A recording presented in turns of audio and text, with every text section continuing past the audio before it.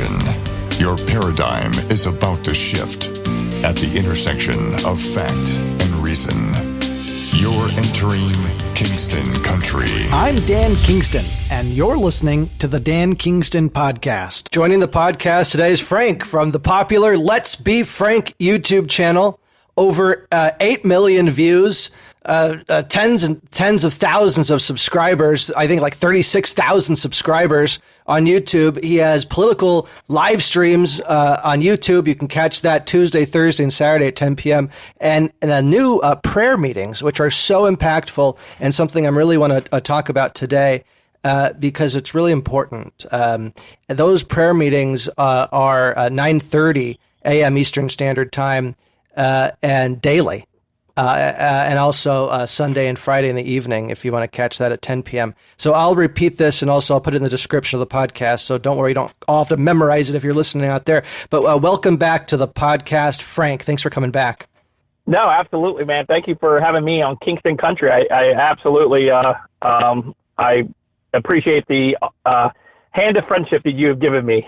Oh, yeah. No, it's awesome that, being on your show and having you come on this show, it's really community building. I appreciate it. And yeah, welcome to Kingston Country. Frank, did I get your info right with your schedule? Yeah, you did. The only thing you missed was Wednesday night at 8 p.m. Eastern Time was the only one that you missed. For the prayer meeting. And now this prayer meeting is really interesting. I mean, you're a political guy. You've done, really, really impactful political videos and also political live streams. But this is something new where you're leaving politics aside, actually, for these prayer meetings and just focusing on the power of prayer. What inspired you to start doing that? Because it's a big change, is it not?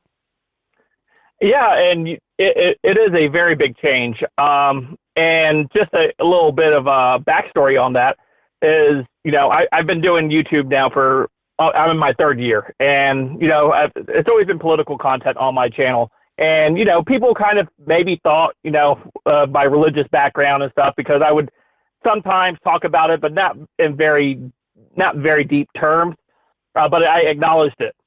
And so it was right around the time the president called for a national prayer. It was over 3 weeks ago that happened. And he called for a national prayer for everybody of faith, to kind of pray for our country in a singular moment. And I like that. I like that idea. And I thought to myself, wouldn't it be great if we could bring that to YouTube, the platform YouTube? And I started to really become convicted of it because I started to really think beyond that, because for me, if I'm going to be talking about God in that manner and provide a platform for people to come and open up, because these people open up that they come onto these prayer meetings, they really let their prayers out there, and it can be very personal stuff. I had to really examine myself before I did this. I said, what am I doing? If I'm going to do this, if I move back to the political arena, which I do still kind of float between, I don't want to damage that prayer meeting, because I think it's so important right now, especially this time. And I mentioned to you before we went on, at the start of this, I'm now bleeding subscribers. I don't know whatever reason, what is that for, but I'm moved thinking that somebody out there needs this right now. And I don't care about the ramifications at this point as far as losing subscribers or losing monetary value, which does hurt a little bit because this is my full-time job. But I think it's greater than that. I think right now, where we currently are as a country, I think people need this. And I'm willing to provide the platform for it. People come in those prayer meetings, and I've been in them, and there's a live chat if you don't know about YouTube out there, but you can do the live chat feature, and people come to you with their prayers, like you say, really personal things that you then write down, all these prayer requests that people have, and you combine it with a verse from the Bible, but also as well, but it's really impactful and profound how you take these prayers and they're real. It's very personal. It's not like you have a large following, but it's not like a million people are listening in each moment. It's a community of hundreds that are chatting in real time. So you really can talk to people, and they can talk to you, and the community can come together. So it's a really beautiful thing about YouTube. And it's interesting, you've been losing some subscribers, and I wonder, is YouTube censoring you because not only are you a patriot, but now you're professing the word of God, and is that dicey for YouTube because most of them, let's face it, they're probably atheists over there. I don't want to. It could be based on how they act sometimes, but I commend you for that, and you can see how important it is. So definitely. If you're listening out there and you think this would be meaningful to you, you can join those daily at 9:30 a.m. Eastern Standard Time. Let's Be Frank is the channel. And what I've discovered in these prayer meetings, Dan, is the craving for more of this type of content. Because I have people on the West Coast that come into these prayer meetings like you. You're in the West Coast. That's 6:30 in the morning for you, right? Right. Yeah, I was early. So it's a bit early. For some people, they want to attend, and I commend those people that can make it to these live streams. They'll catch it on replay, and they'll make comments in the comment section. They'll type out their prayer requests in the comment section after the video is played, and I go through, and as you mentioned, I write all of these down. I have a whole collection of 3 weeks worth of prayers that I pray over every single day in my individual prayer time that I have, because as anything, you have to prepare yourself for these types of shows, just like you prepare, like today. You prepare before you come and do a show. You're always preparing. So for me, I have to prepare. I have to make sure I'm reading the Bible. I got to make sure I'm reading the context behind it. I started off with just a verse, Dan. I just did a verse. I would just do one verse. And then as I was doing the verse, I felt more to talk about the context of that verse. And it was somebody in the comment section said, wow, that's very profound that you're actually diving a little bit deeper into that verse and bringing it into context, because sometimes a lot of people just throw a verse out there and it's a feel-good verse. They don't give any context to it. And so what it's become now, and these things were only supposed to be like 20 minutes, Dan. I'm nearing an hour now every prayer meeting, because I give context into what we're talking about and how that applies to our everyday walk in our life, especially right now. And it can be challenging sometimes as you're reading. You're trying to pray about where what needs to be said, and that's probably my biggest challenge. And then adding these additional prayer meetings, that's 3 additional ones on top of the 5 I already do. It's definitely a work of love. But is it hard not slipping back into politics? It can be very tough. As I mentioned at the top of this, I've been very convicted in that manner. And if you go to my channel right now, you'll find very little over the last 3 weeks, very little content outside of the prayer meetings. I have just my regular political streams, and those are 3 times a week. But just my normal video output has been close to maybe 1 in the last, probably I've done 4, 5, I've probably done about 5 in the last 3 weeks. And that's a huge drop off for me, because I was doing like 5 a day. Right.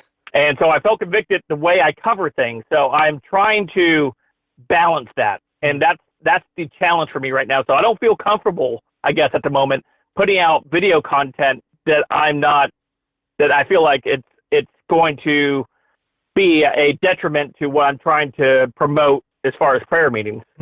So you think because I can't be that person out there going to town on the Democrats or the liberals or the media and just really calling them out, or even getting, trying not to get nasty with them, because that, in turn, I think that really damages your own testimony when you try to go back to these things. You're like, well, did you see Frank earlier today? Man, that guy, he flew off the handle. So, that's what I'm trying to avoid, and trying to balance that righteous anger in a more confined space. Is this because of COVID-19, because of the anxiety and the real suffering people are having, from the disease, but also just from the ramifications of the disease, economic and social, and, all these things are having an impact, and not to make light of people on the front lines who are sick with the disease. Is this a temporary, when COVID goes away, do you think you're going to go back to politics? Is this, you're kind of called in this moment, or do you see this as a long-term thing? I've been praying on that, and I told my wife the other day, it was last week. I told my wife, I was talking to her, and I told her, I said, I feel like I was prepared for this moment for me to be used. And then, because all of this is what I've been building this personality of myself. It's not really a personality. It's just me, but being comfortable in front of the camera, being able to talk in front of a camera, being able to, connect with people and this type of platform. I said, so maybe all of this time I've been being prepared. I was being prepared without me even knowing for this time that we're currently in right now. And I'm one of those voices that need to be heard at the moment. When this is over, yeah, more than likely I probably will kind of come back into more of a politic arena, but I don't think I will truly ever really now abandon this prayer meeting, because I've seen how much this actually means to so many people now at this point. It does. Yeah, I see it too. It's really impactful, and I think people need it. People need to have that faith and that hope, especially during a time like this. So now the reports that there's empty hospital beds right now. And there's a question I read in the New York Times, an opinion piece. So this is not like a far right-wing opinion piece or anything like that. It's just in the New York Times saying, where are all the non-COVID patients, like the heart attack patients or the stroke patients? We're not getting them. There's so many empty beds right now. And it's just kind of wondering, that's what the opinion piece was wondering. Where are they? Have you heard any reports similar to this? Dan, that's the first I've actually heard of that report there, but I have heard similar reports. If you follow some of these stuff that's out there, I've read an article.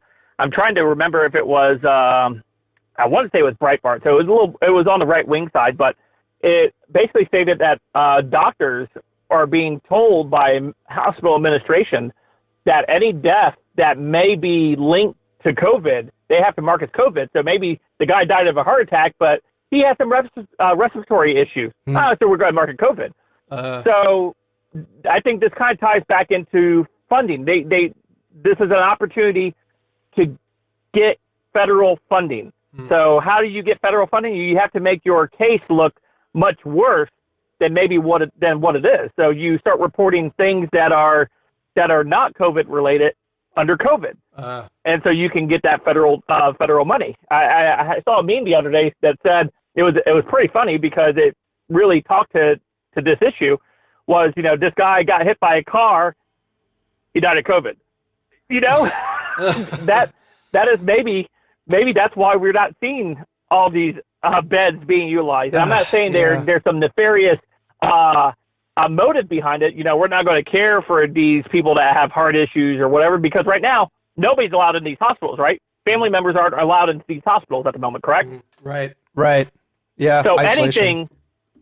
anything could be happening in these hospitals. I don't want to think ill of our doctors or our nurses that they would do anything wrong, but there's no eyes inside of these hospitals right now. I'm just saying. No, it's true. One of those things that you mentioned. Yeah, we have maybe these empty hospital beds. Why do we have these empty hospital beds, and why do we have such a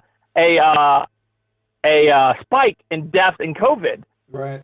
There's unintended consequences going on right now, and people don't plan for these. What is the side effect of pumping in all this disaster relief money or this kind of thing, and you prioritize COVID at the expense of everything else? What's unintended consequences of that? Are people just being diagnosed under the sun, everything with COVID, when they die of something else? Are people afraid to call 911 because they've seen on the mainstream media that the hospitals are overrun and they're going to get infected if they go to the hospital? So are people dying in their homes or waiting until they're very sick to call 911 and go to the hospital? There's all these unintended consequences because we're just hearing kind of the same kind of mainstream media fear mongering. That's brings me to my next question about this fear mongering we see is actually leading to neighbors calling the police on neighbors, right? And you get a real crackdown on individual liberty. It looks like you call yourself, Freedom Channel a lot of the times, the Freedom Stream. That's what you call it, right? Freedom Stream, yeah. Yeah, Freedom Stream. Yeah. Yeah, the non-prayer meetings are the Freedom Streams. And so you've been really on top of this from the beginning, talking about, how we're kind of giving up our freedom. Can you talk about that? Do you think we're making a mistake giving up our individual liberty? Dan, I do on many, many reasons. One, just as you pointed out, was, we have instances where neighbors are calling on neighbors, because they feel they may be violating a social distancing rule or gathering too many people. And it's interesting because I was on a Facebook page, and I don't really typically get too political on Facebook. My personal Facebook, to be more precise. And it was a county page. It was our county news page, and somebody had posted, it makes me really upset. These people are still gathering at these places and stuff like that. And I get it. I understand the fear because it's been pumped in to everywhere. Everywhere has been pumped into fear. Right. And everybody's fearful. So these people, reacting to that fear are nervous about seeing a group of people now. And they want, and I remember the post said, it said, I wish the police would come and arrest these individuals that continue to come and gather because it's deemed for national safety. So this is, and I've discussed this on my show times. So this is basically a stepping stone. We had our 9/11 where we gave away some of our freedoms. This is the next stepping stone. What are we willing to give in the name of safety, of personal safety? What are we willing to give to the government? What are we willing to allow them to take from us? And some of it is federal government, but it's more so, if you drill down, it's more city, county, and even state now at this point that's really taking the power and saying, yeah, we're going to go ahead and institute this no matter what. And now you have people kind of, tattling on each other. And for me, personal freedom is a big thing for me. That's something that I really like to hang my head. I talk to my kids about it all the time. And I'm very, and at the same time, I'm married to a nurse. My wife has the opposite thinking I do because she's in that healthcare field. She understands. Their mind goes to the worst case scenario all the time. So I understand my wife's point of view. But she kind of agreed. I think I'm starting to get to her a little bit. She kind of started to see some of the ramifications on this. Is she safe? And what is she saying at the hospital, if I may ask? Well, she's on a COVID floor, so she's there. She's there with the patients. She told me, she's like, they look, the ones that have it look really, really bad. They have like almost a grayish tint to their skin. Some of them. Does she have protection?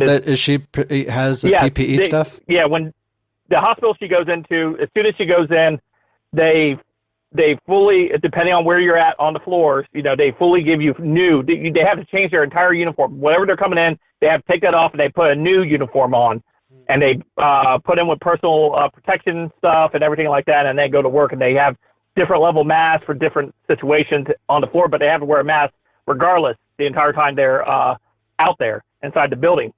And so when they finish up, then they strip all that stuff off. They've been trained of how to take this PPE stuff off, and then they change back into their normal clothes and they're allowed to go back home.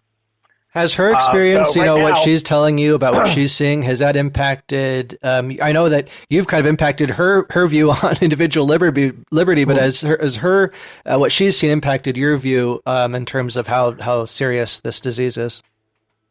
Well, it has, in the sense that now that she's actually around it, and she could, I don't want her to, but she could possibly catch something and bring it home to the rest of us, right? The rest of the family. And now we have to think a little bit more proactively. And this goes back to the personal responsibility, thinking proactively. Okay, we told the kids, hey, we can't have anybody over. We can't see grandma and grandpa right now, and because we don't want to get them sick unintentionally. But this is a personal responsibility that we're taking upon ourselves. Right. And not so much, even if this wasn't government mandated, and my wife said, hey, we probably shouldn't go out and see anybody because of what I've been exposed to, we'd be like, okay, we would understand, and we would take those precautions. What are the orders in your area right now? Do you have like actual mandated orders to stay at home? Yeah, we do. State of Florida is under a stay-at-home order right now. We are only allowed to go out to the essential businesses if we need it. And in some cases, I think I read a story yesterday locally where somebody was arrested and taken to jail because they were violating the stay-at-home order. They weren't at either of the areas. They were just pulled over. And I guess whatever the person said to the cop, or they were not being very cooperative at that point, they arrested that individual and took them to jail. So, I mean, I don't like that aspect of it at all, Dan. I don't like to know that I could be pulled over and be questioned where I'm going. I don't like that. Yeah, show your papers. You know, it sounds like Nazi Germany over there. That's what they're doing in France. You have to show your papers to prove you have a right to be on the street. And, you know, everybody has to, every community, every society, every country has to deal with this in their own way. But the American way is, I believe, self-sacrifice and individual liberty. And I don't see how this is constitutional. I'm not a constitutional expert or a scholar or a lawyer or anything like that. But does this seem constitutional to you? You know, same thing. The same thing you just said. I'm none of those things. But from what I'm viewing, I don't think it is. I think we're in some dangerous territory right now, Dan. And I'm not saying that to be fear-mongering as far as, you know, I don't want to be like the media fear-monger, but this is something that could impact us the rest of our generations moving forward. You know, this isn't just about right now. I mean, yeah, it's happening right now, but the impact, the ripples will be felt after this is finally over. I mean, when is it going to be over, Dan? Is it zero cases? Because we know that's never going to happen. Just like the AIDS epidemic we had back in the 1980s. Did we close the country down because of AIDS, or do we still have AIDS cases out there? Yeah. Right. Yeah. And when they wrote the Constitution, they had infectious disease back then. It was a lot worse. You know, it's not like this is a surprise to the founding fathers.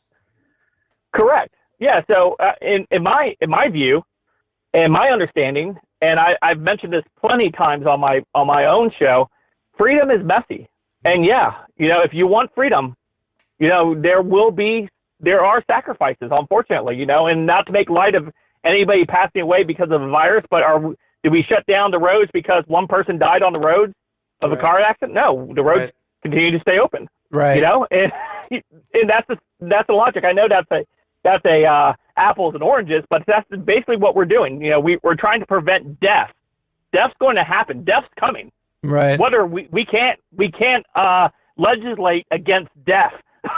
We've accepted all the highway deaths, and in some ways, people have become way too okay with it. You know, the self-driving cars. Actually, if we could build cars that could prevent those deaths, you know, that you could save. I don't know how many people die. Tens of thousands of people die on the highways. You don't hear about it. You could prevent those deaths. No. You could prevent them. You don't hear anybody yelling about that. So, you know, some people do. I mean, obviously, there's people that make causes for, you know, have been hurt by drunk drivers and all this kind of thing. So there are people shedding light on that, pointing a light on that, which is important.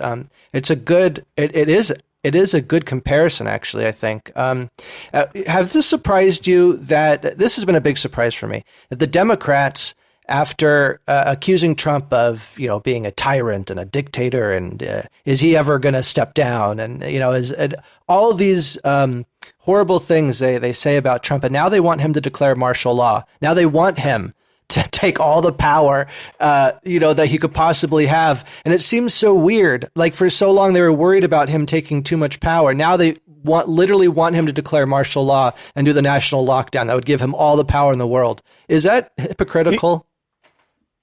It is. Do you know what that reminds me of, Dan? I mean, we don't have to go too far back in history. I mean, we just have to go back a couple centuries. Rome. What happened with Caesar?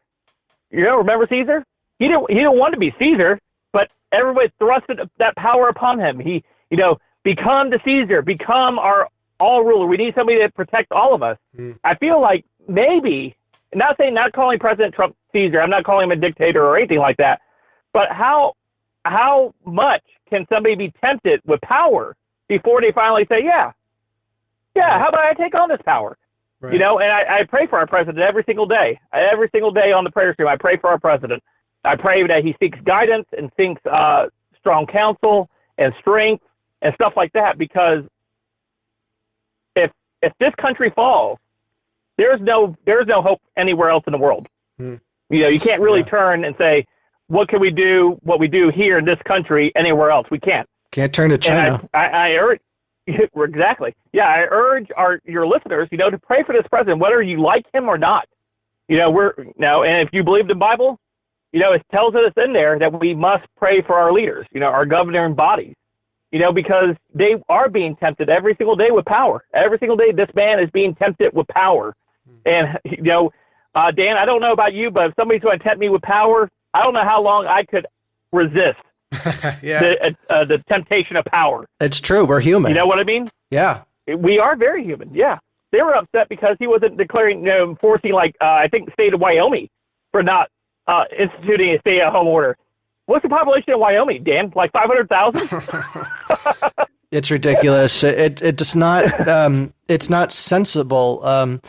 You know, it's just not logical, I guess, because you're looking at the spike in New York. The rest of the country is not having the same situation. I guess there are spikes in Detroit and LA, different areas, but not there's areas that aren't having a spike, right?